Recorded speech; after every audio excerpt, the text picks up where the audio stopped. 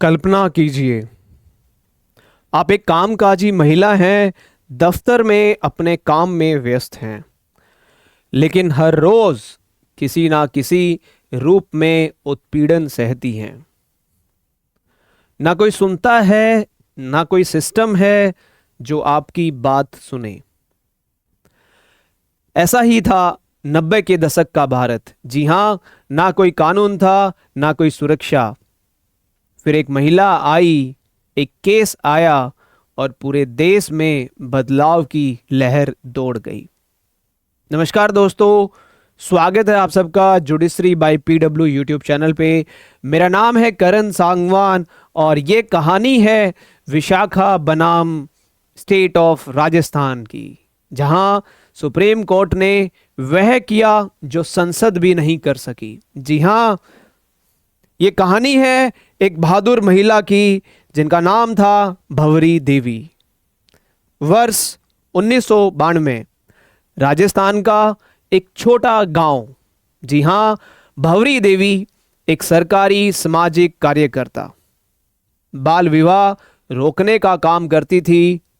भंवरी देवी ने कहा, यह शादी नहीं हो सकती, लड़की अभी नाबालिग है।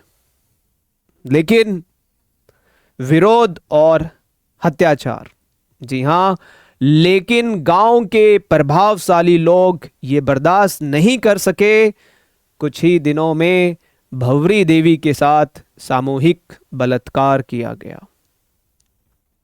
न्याय में विफलता। जी हाँ, पुलिस ने एफआईआर दर्ज करने में देरी की। मेडिकल रिपोर्ट में गड़बड़ी पाई गई। निचली अदालत ने कहा, बलात्कार साबित नहीं हुआ। इंसानियत, कानून दोनों ही हार गए। फिर महिला संगठनों की पहल। जी हां, संगठित प्रयास किए गए। जब कानून मौन था, तब महिला संगठनों ने सुप्रीम कोर्ट का दरवाजा खटखटाया। 5 महिला संगठनों ने मिलकर एक जनहित याचिका दायर की, पब्लिक इंटरेस्ट लिटिगेशन, जिसे नाम दिया गया विशाखा और अन्य बनाम राज्य।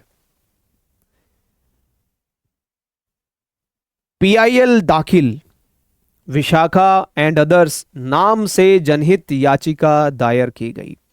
याचिका में कहा गया, कार्यस्थल पर महिलाओं के साथ यौन उत्पीड़न रोकने के लिए कोई विशेष कानून नहीं है और यह संविधान के अनुच्छेद 14, 15 और 21 का उल्लंघन है।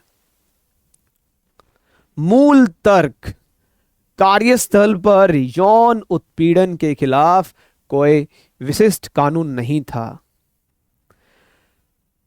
सुप्रीम कोर्ट का ऐतिहासिक फैसला। जी हां, 1997 का निर्णय जस्टिस जेएस वर्मा, सुजाता मनोहर और बीएन कृपाल की बेंच ने कहा, जब तक संसद कानून नहीं बनाती, हम अपने संवैधानिक अधिकारियों का प्रयोग कर रहे हैं। विशाखा गाइडलाइंस, सुप्रीम कोर्ट ने दिशा निर्देश बनाए जो हर कार्यस्थल और संस्थान पर लागू होंगे। कानूनी इतिहास, ये पहली बार था जब न्यायालय ने विधायिका के अनुपस्थिति में कानून बनाया। जी हां, विशाखा गाइडलाइंस के मुख्य बिंदु। विशाखा गाइडलाइंस में कहा गया, आंतरिक शिकायत समिति, हर कार्यस्थल पर आईसीसी होनी चाहिए, इंटरनल कंप्लेंट्स कमेटी। नियोक्ता की जिम्मेदारी, उत्पीड़न ना हो यह सुनिश्चित करना नियोक्ता का कर्तव्य है।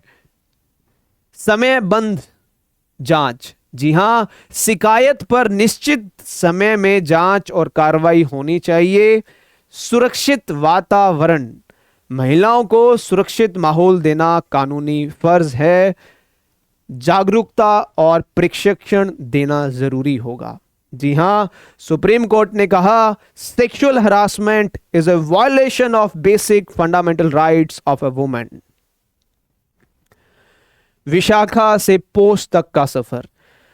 विशाखा गाइडलाइंस 1997 सुप्रीम कोर्ट ने लैंगिक न्याय की नींव रखी। जेंडर जस्टिस के बारे में सुप्रीम कोर्ट ने यहां पे एक फाउंडेशन स्टोन रखा।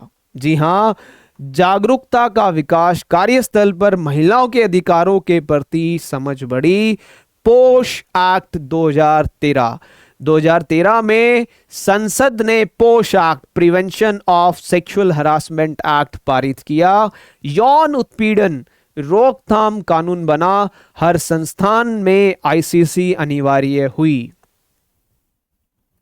यह पहला कदम था जहां महिला की गरिमा को देश की गरिमा से जोड़ा गया।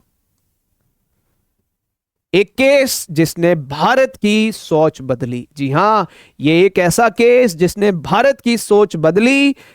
आवाज बनी भंवरी देवी, हर उस महिला की आवाज बन गई जो ऑफिस के उत्पीड़न सहती थी लेकिन चुप रहती थी।